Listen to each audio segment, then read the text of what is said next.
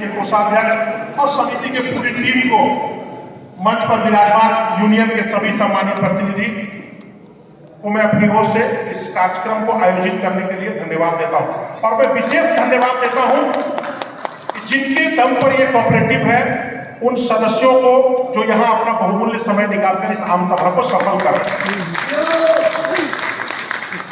मैं 2-3 बातें रखूंगा। मेरा सुझाव पहले ये है, जब चुनाव हुआ उस चुनाव में मैं पूर्व से इस कमेटी और इस सोसाइटी में लगभग 10 सालों से सम्मिलित था। मैं कर्मचारी नहीं हूं, मैं मेंबर नहीं हूं, लेकिन चूंकि मैं यहाँ यूनियन में प्रतिनिधि हूं और कर्मचारियों के हर सुख दुख में सम्मिलित होता हूं, इस वजह से मुझे भी इस सोसाइटी में शामिल करके समय समय पर मदद लिया गया और मेरी भी मदद की गई। जब सोसाइटी बीच में किसी कारणवश प्रॉब्लम में पड़ा तो मेरे यूनियन के सदस्य मेरे पास आए और उस दरमियान मेरे यूनियन के सदस्य नहीं थे, लेकिन बड़े भाई होने के नाते प्रभात जी की गाड़ी में बैठकर तत्कालीन जो हमारे वहाँ पर सचिव थे मदन जी, उनके साथ मैं रांची गया। माननीय चंद्रप्रकाश चौधरी उस समय मंत्री हुआ करते थे, उनसे मैंने एक चिट्ठी अनुमोदन और फोन करवा करके रजिस्ट्रार के ऑफिस इनको लेकर गया। मेरा ध्येय उस समय से लेकर आज तक सिर्फ और सिर्फ एक ही है कि ये सोसाइटी बंद ना हो। मैंने इस सोसाइटी को बंद करने के लिए कभी कोई पहल नहीं किया। इस सोसाइटी के जो पदाधिकारी हैं उनको हरास करने के लिए भी कभी कोई पहल नहीं किया। मैं अपनी ओर से जो भी पहल किया इस सोसाइटी को आगे बढ़ाने के लिए और सोसाइटी चलता रहे इसके लिए पहल किया। इसलिए भी मैं आज पाए हुए चिट्ठी के दरमियान यहाँ पर आया। मैं सलाह देना चाहूँगा आयोजन समिति को। पूर्व के वक्ताओं से भी मैं सहमत हूँ कि लगातार 65 से जब मेरा जन्म नहीं हुआ था तब से ये सोसाइटी चल रही है। तो जो जीवित है, ब्लेम लगना, जैसा कि अभी बता रहे थे महाकांत जी कि किसी पर ब्लेम लगना एक अलग बात है। कोई चोरी नहीं करता है, लेकिन वो मिस्टेक होता है, किसी कारण से मिस्टेक होता है, उसके लिए ऑडिटर बैठे हैं उसको सुधारने के लिए। छूटे हुए पैसे को अगर वो मिल गया तो ठीक, नहीं तो आप उसको भरेंगे, ऐसा करके कुछ नियम है।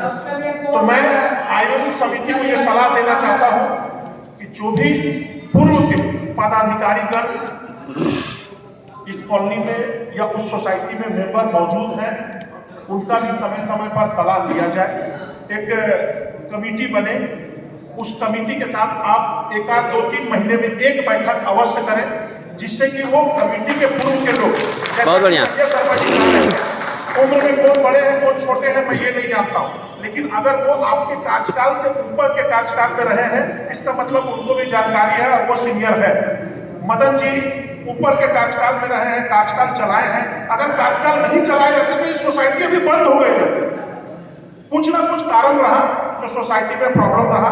वैसे लोगों का एक डेलीगेट्स बनाइए, बहुत सारे ऐसे जानकार लोग हैं, उनकी एक डेलीगेट्स बने 10 लोगों की, और उनके साथ 3 महीने में एक बैठक होना चाहिए। इसको मैं नोट कीजिएगा आप लोग, 3 महीने में एक बैठक कराइए कि ये सोसाइटी और उन्नति कैसे करे, इस सोसाइटी में जो प्रॉब्लम क्रिएट हो रहा है उस प्रॉब्लम को हम लोग कैसे सॉर्ट आउट करें, इसका चर्चा उस डेलीगेट से आप लोग जरूर करें। बहुत बढ़िया, बहुत बढ़िया। जो भी यूनियन के पदाधिकारी यहाँ नहीं आए हैं किसी भी कारण से, इस पर भी एक समीक्षा होनी चाहिए। देखिए आज कार्यक्रम हो रहा, आज आम सभा हो रहा, अभी आप किसी को तुरंत में सजा नहीं दे सकते, उन पर आप तुरंत में ब्लेम नहीं लगा सकते। बहुत ऐसे लोग हैं जिनको उदय जी ने अभी यहाँ से कहा कि भैया आप मंच पर आके बैठिए, लेकिन वो लोग मंच में नहीं आए कि नहीं हम एक सदस्य हैं तो हम अपने लोगों के साथ नीचे ही। यस। बहुत ऐसे यूनियन के पदाधिकारी अभी भी यहाँ मौजूद है जो कोई पीछे बैठे हैं, कोई आगे बैठे हैं, लेकिन वो मंच में नहीं आए। तो इसकी एक समीक्षा होनी चाहिए कि किन लोगों को हमने समय पर वो चिट्ठी नहीं भेजा या क्या कारण रहा कि वो लोग अपनी उपस्थिति यहाँ दर्ज नहीं करा सके। मैं एक चीज मानता हूँ अपनी ओर से, अगर कोई शिकायत कर रहा है तो वो आपके हित में ज्यादा है, क्योंकि उस शिकायत से आपको सीख मिल सकती है और आप अपने द्वारा किए कार्यों को और अच्छे तरीके से सुधार कर चला सकते हैं।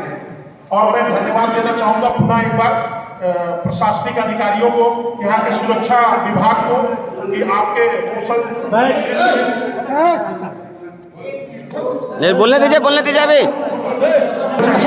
तो मैं इस आम सभा के आयोजन को करने के लिए फिर से आप लोगों को धन्यवाद देता हूं और ये आशा रखता हूं कि आगे भी सोसाइटी कैसे चले, अच्छे से चले, उस पर आप लोगों का हमेशा आशीर्वाद, आपका सलाह आते रहे। बहुत बहुत